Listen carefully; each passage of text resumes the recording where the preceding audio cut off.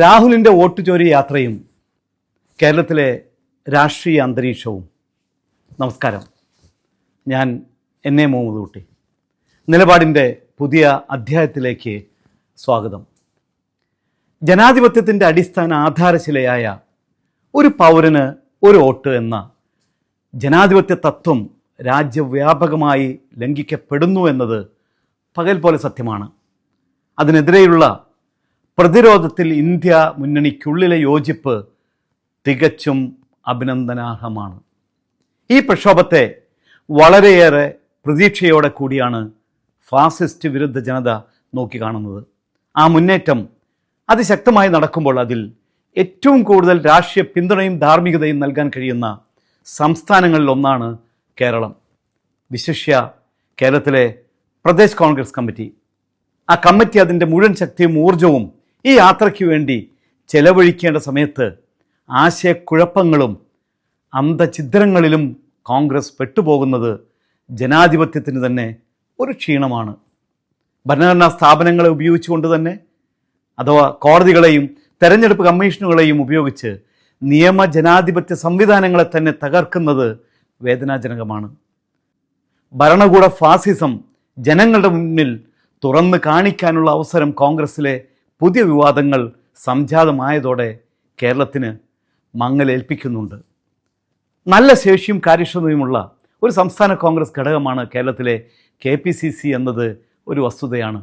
എന്നാൽ പുതിയ ആശയക്കുഴപ്പങ്ങളും ചേരിപ്പോരും കുതികാൽ വെട്ടും കേരളത്തിലെ ഐക്യമുന്നണി പ്രസ്ഥാനത്തിന് ഒട്ടും ഭൂഷണമല്ല.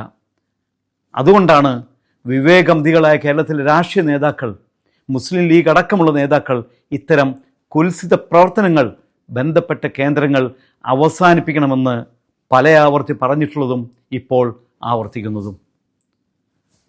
പിണറായി മൂന്നാം ടേമിലും എത്തുമെന്ന പ്രചാരണം കൊഴുക്കുന്നതിനിടയിലാണ് പാലക്കാട്, നിലമ്പൂർ തെരഞ്ഞെടുപ്പുകളിൽ UDF വിജയക്കൊടി പാറിച്ചത്. നിലമ്പൂരിലെ അജയനായിരുന്ന PV അൻവറിൻ്റെ ചില നിലപാടുകളെ തള്ളിക്കൊണ്ട് ആർജവമുള്ള തീരുമാനമെടുത്ത് തെരഞ്ഞെടുപ്പിനെ നേരിട്ട UDF പടയുടെ തേരാളിയും സൂത്രധാരനുമായിരുന്നു VD സതീശൻ. ഇതോടെ സതീശൻ കോൺഗ്രസ്സിലെ ചോദ്യം ചെയ്യപ്പെടാനാവാത്ത അനിഷേധ്യനായ നേതാവെന്ന നിലയിലേക്ക് മാറി. ഇക്കാര്യങ്ങൾ ശത്രുപാളയം പോലും രഹസ്യമായി അംഗീകരിച്ചതുമാണ്. എന്നാൽ ഇതോടെ സ്വന്തം പാർട്ടിക്കുള്ളിൽ സതീശൻ്റെ വിശ്വസ്തരായ ഷാഫി, മാങ്കൂട്ടം അടക്കമുള്ളവർക്കെതിരെ അരക്കില്ലമൊരുക്കുന്നതിന് തുടക്കമായി. അതിൻ്റെ ഭാഗമായി പേര് വെളിപ്പെടുത്താതെ, രേഖാമൂലമുള്ള ഒരു പരാതി പോലും നൽകാതെ ചാനലുകളിലൂടെ പുറത്തു വന്നൊരു വാർത്തയുടെ പേരിൽ മാങ്കൂട്ടത്തിൻ്റെ രാജിയിലേക്ക് വരെ കാര്യങ്ങൾ എത്തിച്ചു. ഈ പരാതികൾക്കും വിവാദങ്ങൾക്കും പിന്നിൽ പ്രവർത്തിച്ചത് കോൺഗ്രസ്സിലെ അരക്കില്ലമൊരുക്കിയവർ തന്നെയാണെന്നത് അങ്ങാടിപ്പാട്ടാണ്.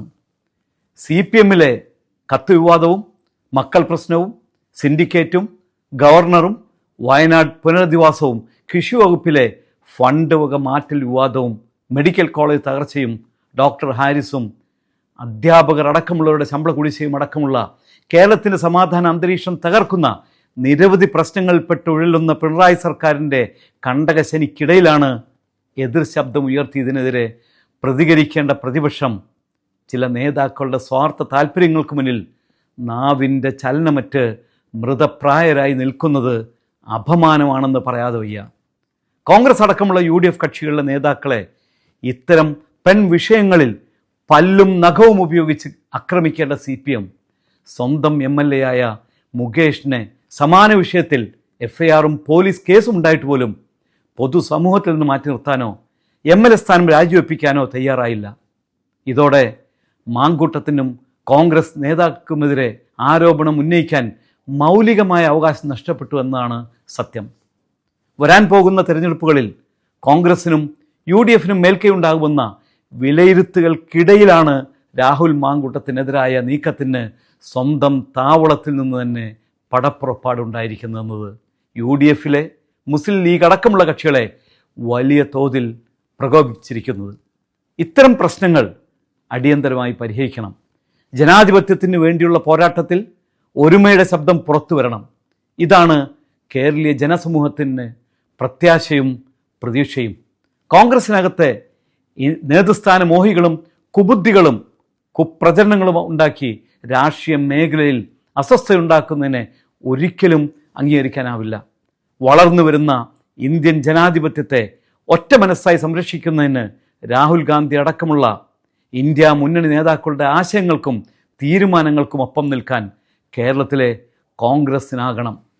മാധ്യമ സ്ഥാപനങ്ങൾക്കും കരൺ താപ്പർ പോലുള്ള പ്രമുഖ മാധ്യമ പ്രവർത്തകർക്കുമെതിരെ ആസാം സർക്കാർ കേസെടുത്ത് അഴിക്കുള്ളിലാക്കാൻ ശ്രമിച്ചു എന്നത് ഈ സമയത്ത് പ്രത്യേകം ശ്രദ്ധിക്കേണ്ടതായ കാര്യമാണ്. മാധ്യമ സ്വാതന്ത്ര്യം പോലും പലവിധത്തിൽ ഹനിക്കപ്പെടുന്ന ഈ കാലഘട്ടത്തിൽ സ്വയം ഐക്യമില്ലാതാക്കി സ്വന്തം ജീവനും നാടിനും അപകടത്തിൽപ്പെടുത്തുന്ന തരത്തിലുള്ള പ്രവർത്തനങ്ങൾ ജനാധിപത്യത്തെ അംഗീകരിക്കുന്ന ഒരു രാഷ്ട്രീയ പാർട്ടിക്കും നേതാക്കൾക്കും ഉണ്ടാകരുത്. ഇന്ത്യയിൽ ഒരാൾക്ക് വോട്ടവകാശം ലഭിക്കുന്നതിനുള്ള പട്ടികയിൽ ഉൾപ്പെടാൻ ആധാർ കാർഡ് അടക്കമുള്ള 10ഓളം രേഖകളിൽ ഒന്ന് മാത്രം മതിയെന്ന സുപ്രീം കോടതി ഉത്തരവ് വളരെ അഭിനന്ദാർഹമാണ്.